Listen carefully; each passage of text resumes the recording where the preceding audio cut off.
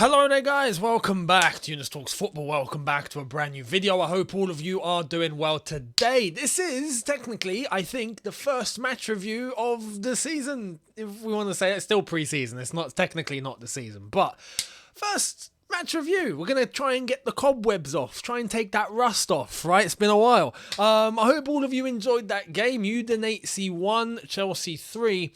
Did we enjoy that game?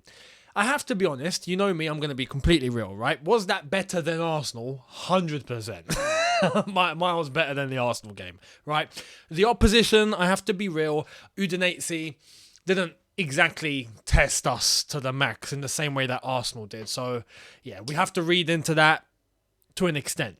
But this game for me, positives for sure, but negatives still.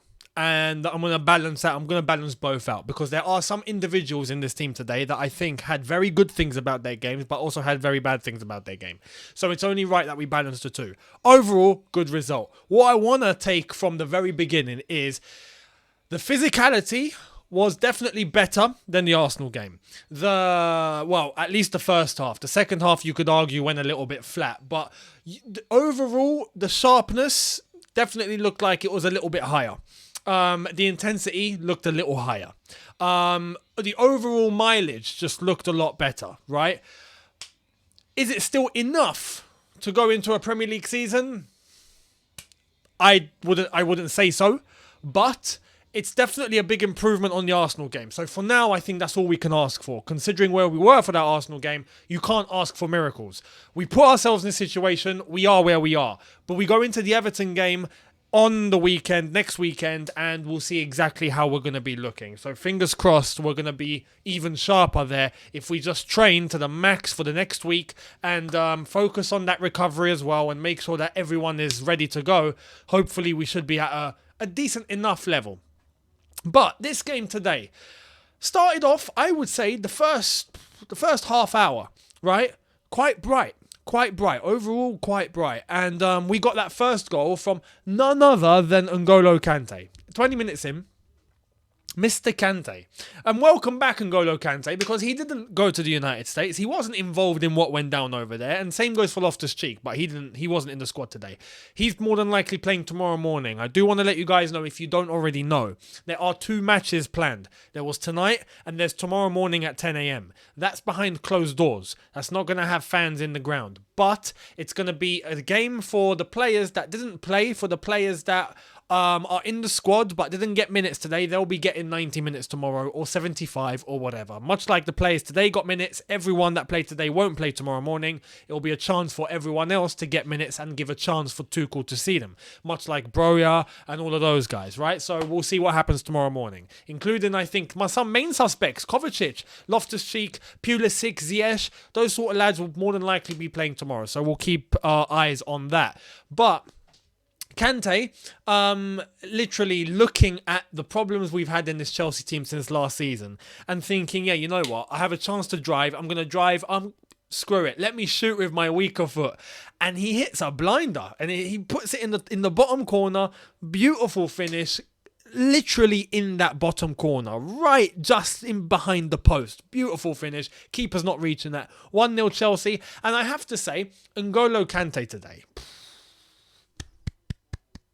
Gotta love N'Golo. He was electric.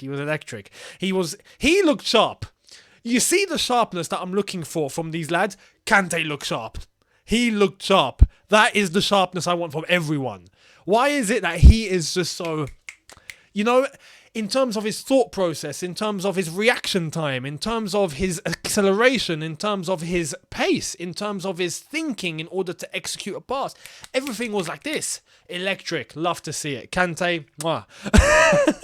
And some of the other lads as well, which I'll come to. But in the first half, we did go in the break 2-0. Sterling getting his first goal. Now, Sterling. I do want to say this about Sterling, right? He is for sure higher than any winger we have at the club. Easily, right? Great impact. Is very direct. in terms of his fitness, in terms of his sharpness, he definitely has it. He's able to move very quickly, he gets into spaces very well. His link up is fantastic. He's brave enough to always demand the ball, and he knows exactly where to take it, right? And he got the goal. Fair play, but this is where one of the negatives has to come in, and this isn't a criticism to the point where I'm like, no, what? Oh my God, what are you doing? But he scored this goal, and fair play, that's his first goal for Chelsea. But that goal basically sums up how Chelsea Football Club have been looking in attack since last season, right? It's a case of he manages to get, by the way, great ball from Jorginho. Yeah, to pick out that through ball into Sterling, beautiful. And his first touch, beautiful as well. But he's in on goal, right? And he tries to dummy the keeper to see if the keeper's going to react by going down to the ground so he can lob him, or he's going to stay on his feet and then he'll go low. Right? Sterling he dummies, he sees the keeper's gone down, so he tries to chip it. And he mischips it. He basically hits it with his toes. It hits the goalkeeper. It then hits him on the knee, and it trickles in. And it's just like... when realistically, you dummy the keeper like that, you should be slotting it in. You should. Right? And that goes for some of the other lads today as well. I'm going to come to that.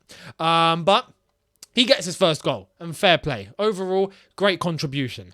I think we're going to see a lot more of Sterling, but he needs more. He needs more around him. I don't think he has enough around him. We'll come to the attack as well, because I need to talk about the attack. The third goal in the second half, towards the end, Mason Mount, Hudson-Odoi, who came on again. Kante ball into Callum Hudson-Odoi. Great ball across to Hudson-Odoi, by the way. Again, Kante. We're going to do a lot of this. Hudson-Odoi manages to take the ball on the outside, very quick reaction, hits the ball across low into Mason Mount. Mason Mount literally taps it in from 2 yards out, and it's in. Fair play, 3-1.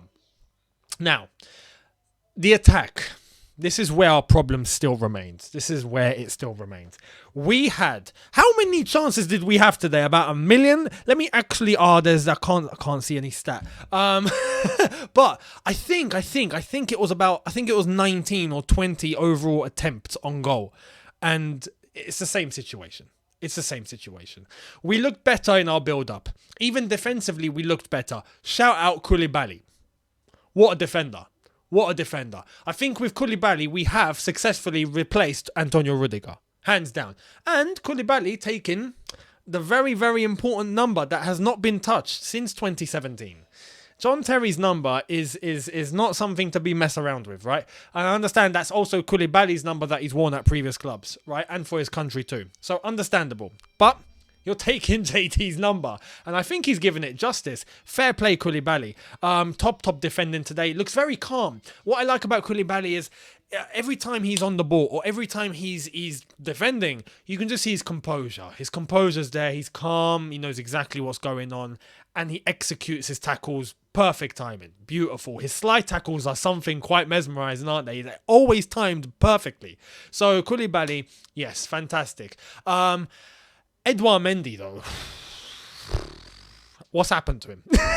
I don't know if it's because he's seen like his best mate join the club. Maybe he's not focusing. Maybe he's just like, hey, I can't believe Kalidou is here. Kalidou is here. My friend Kalidou is here. Oh no, he scored. Oh man, I wasn't concentrating. I don't know. Maybe it's that. I don't know. But Mendy looks all over the place. He looks all over the place. Udinese's goal. 2 errors there for Udinese's goal. The first one was Reece James. And Reece James today was asleep. I don't know what happened to him today, but I don't know. I don't have words. That goal for Udinese was Reece James caught sleeping. Because everyone was running back with the action. Reece James had his man, who ended up being the goal scorer, and then he just lets him go. You know, he's coming in from behind. You can see he's looking over his shoulder. Forgot who takes the shot, the name of the player who takes the shot. Mendy makes the save, poor save. The first save itself was fair enough, but he's basically put it in his path. And then Delafeu? I think it, Delafeu manages to just run past Reece James. Reece James just stops, and you see all the other defenders keep going. He just stops, and then he takes the shot. And I don't know what Mendy was trying to do there. He could have easily punched it out. He could have. He tried to do that. He tried to Tried to save it like he's holding a basketball. I don't know. But poor goal to concede. And again, that's resemblant from last season, isn't it? Those mistakes, those little tiny, silly, stupid errors that see us concede goals. And then you could say the same up top. Our attack is clearly facing the same issues as last season. We get to the box, even with Sterling, we are able to find opportunity, and then to actually finish it, nah, not happening. Score goals? Nah, what's that? We don't need to do that. And albeit we scored 3 today, but this is where I want to put some context behind it, because we scored 3 today. Kante shooting from outside the box, which is a very rare occasion. Sterling, where he didn't actually mean for it to go in. And the last goal, fair play, was actually a good move, right? With Mason Mount tapping it in. But overall, the amount of chances we had, Kai Havertz, for example, it's just not looking potent enough. Sterling, he missed chances today too. I'm going to be real. Sterling, in terms of one of the negatives that I was talking about earlier on, he brought so much positive, but his finishing was very resemblant to how our finishing has been since last season. Very resemblant. Sterling should have been able to put some of those away, and he didn't. The same goes for Mason Mount. The entire front three. Mason Mount today, weird, because his energy, definitely there. His execution in terms of, going in for those runs, getting into those spaces, making his presence, all right, cool. Sometimes he got bars off the ball by some rough Italian lad, and I don't know his name, but you expect it from Italian defenders. They're like monsters, some of them. But Mason Mount with the ball, his execution with his passing today wasn't good. Was not good. His positioning, great. His passing, not good. His final pass, specifically. His passing overall, passing back, passing sideways, passing to the man next to you, it's not the hardest thing to do. But his final ball was pretty much mistimed or misplaced 99% of the time. That's not good enough. It's not good enough. Overall, that front line is still facing the exact same issues. And this is why I said in my video yesterday, I would rather much focus on our attack in terms of getting names in than our defense right now. The defense is a defense, but cool. What I think, some people reckon that even if we just bolster our defense, cool, we won't concede, it'll be okay. No! If you kill teams off in games and you score goals, you don't put your defense under pressure. If you're able to defend from the front and kill them by having the ball and executing and having those chances and putting it in the net and going 1-0, 2-0, 3-0 up, your defense no longer has a job to do. They're on the beach. Well, great. We've won. That is it. But if you miss constant chances and then you allow the opposition to get on a break, then you put your defense under pressure. If the score is 0-0 or it's 1-1, or even if it's 1-0 and then you let in a goal and it's an equaliser, the morale drops. It's putting pressure on your back line. We don't need that. If we're not reinforcing there, I'd much rather reinforce up top, because boy, do we need it. Sterling can't do it on his own. And I fear that if we keep this habit going of not being able to put chances to bed in the season, we're going to deteriorate Sterling's game too. Sterling, you can see, is levels above some of the wingers we have at Chelsea. The attack even, right? His movement, his thinking, everything is ahead. Again, except for one of the things that I was scared of when we were going after him initially, which I did say was, I hope he doesn't bring this thing with him where sometimes he misses silly chances, because we have enough of that at Chelsea. And we got a little preview of that today, and I hope it doesn't become a thing, because then he's just doing what everyone else has been doing at Chelsea, which is not putting the ball in the net. And we've had enough of that. So this is why I'm saying, we need another attacker. We're too bland. We're too flat up top. Overall, as I've said, today the build-up and whatnot was much better. Jorginho, really good on the ball. Kante, as I said, electric. Alonso, first half was okay-ish. Second half dipped off. Reece James, I've already said, something was wrong with him today. His crosses were poor. His defending, concentration, not just his defending, his concentration, his focus just didn't seem there. I don't know what was going on. The defenders overall, fair play. I mean, even Aspi, fair play. Silva, Koulibaly, mainly, fair play. We've spoken about Mendy, but that front line, there's good things and there's bad things. But if we're not scoring goals, if we're not able to go and actually do the one thing that the sport demands, which is to put the ball in the net, to score goals, to win football matches, then what's the point? And we just struggle to do that. And it seems like it's still a thing. Since last season, it's still a thing. So overall, look, the energy, much better. The sharpness, It's not there 100%, but it's definitely better than the Arsenal game. I think anything would be better than the Arsenal game, but it's an improvement. We've won, fair play. Udinese didn't really test us though, so this is where I'm not reading too much into it, and we still conceded. But overall, look, we take the positives from this. We are done with pre-season basically. We've got tomorrow for the lads that didn't get minutes today, and then we have Everton. So we'll wait and see what happens against Everton now. Lads will come back from Italy. We'll get ready for the season. So let me know how all of you are feeling. Before I go, I do want to say, for some of the subs that came on, so Hudson-Odoi came on, Emerson came on, Harvey Vale, Kennedy, and Billy Gilmore. Billy Gilmore, you can see in his eyes and in the way that he plays, he has sharpness too. His intensity is there. We got to find a way to be able to use him, I think. It would be silly to let him go. We'll see what happens with Billy. Kennedy, again, not too many minutes in order to judge. He came on for 6 minutes. Same goes for Billy Gilmore. For the moments, fair enough. Fair.